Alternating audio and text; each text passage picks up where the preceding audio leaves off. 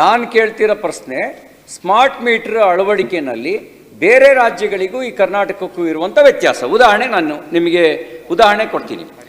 ರಾಜಸ್ಥಾನದಲ್ಲಿ 7,516 ರೂಪಾಯಿ including 10 years rent collect ಮಾಡೋದು ಸೇರಿಸಿ.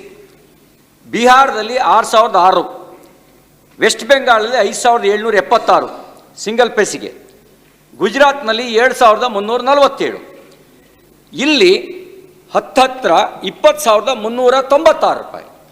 ಅಂದರೆ ಎಷ್ಟು ಪ್ರತಿಶತ ಹೆಚ್ಚು? 200% ಹೆಚ್ಚಳ. ಯಾಕಿದು? ಈ ವ್ಯತ್ಯಾಸ ಯಾಕೆ? ನೀವು ದರೋಡೆ ಮಾಡಲಿಕ್ಕೆ ಲೈಸೆನ್ಸ್ ಕೊಟ್ಟಿದ್ದೀರಾ. ಇಲ್ಲಿ ಹೇಳ್ಬೋದು ನಾವು ಸರ್ಕಾರ 1 ರೂಪಾಯಿ ಖರ್ಚು ಮಾಡಲ್ಲ ಅಂತ.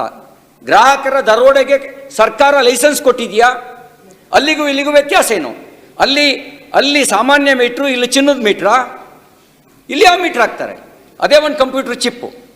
ಸ್ಮಾರ್ಟ್ ಮೀಟರ್ ಅಂದ್ರೆ ಬೇರೆ ಏನೂ ಅಲ್ಲ, ಒಂದು ಕಂಪ್ಯೂಟರ್ ಚಿಪ್.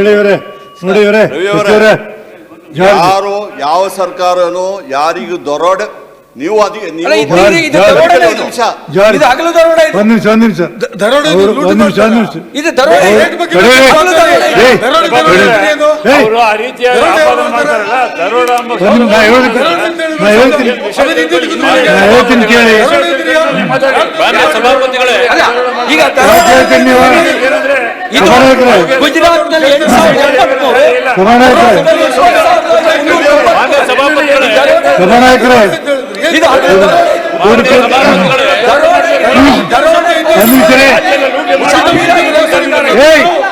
ಗುಜರಾತ್ನಲ್ಲಿ ಶುರು ಮಾಡಿ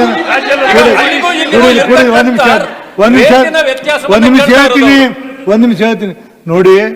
ಅವ್ರೇನು ಕೇಳ್ಯಾರ, ಬೇರೆ ರಾಜ್ಯದಲ್ಲಿ ಇಷ್ಟಿದೆ, ನಿಮ್ಮ ರಾಜ್ಯದ ಜಾಸ್ತಿ ಇದೆ, ಕಾರಣ ಏನಂತ ಹೇಳಿದ್ರೆ ಕಾರಣ ಹೇಳ್ಬಿಡಿ. ಆಯ್ತು, ದರೋಡೆ ಎಂಬ ಶಬ್ದ ಒಂದು ನಿಮಿಷ ಅದು ಮುಂಚೆ ದರೋಡೆ ಮಾಡ್ತಾರೆ.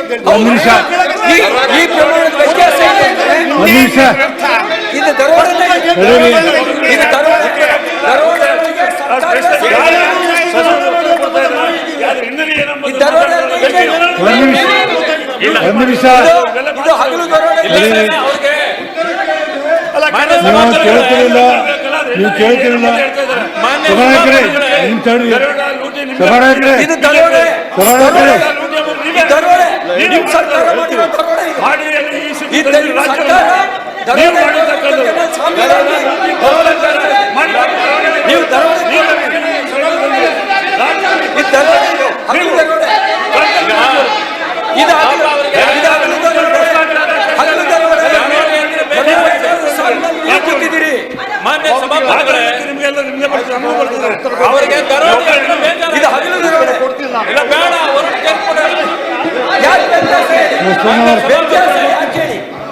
ನಾನು ನೋಡಿ ಈ ತರ ನೀವು ಮಾಡಿದ್ರೆ ಸದನ ಅರ್ಜೆಂಟ್ ಮಾಡಿಬಿಡ್ತೀನಿ, ಹುಡುಗಾಟಿಕೆ ಮಾಡ್ತೀನಿ.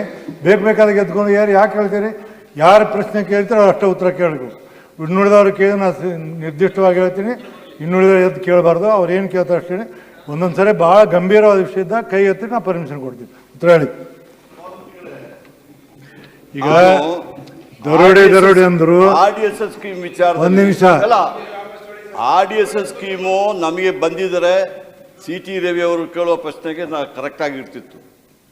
ನಾನು ಹೇಳ್ತಾ ಇರೋದು RDSS ಸ್ಕೀಮ್ ಯಾಕೆ ಬರಲಿಲ್ಲ ಅಂದ್ಬಿಟ್ಟು, ಅದಕ್ಕೂ ಸ್ವಲ್ಪ ನಿಮಗೆ ಸ್ವಲ್ಪ ಸಮಾಧಾನ ಇರಬೇಕು ಅದು ಕೇಳಲಿಕ್ಕೆ.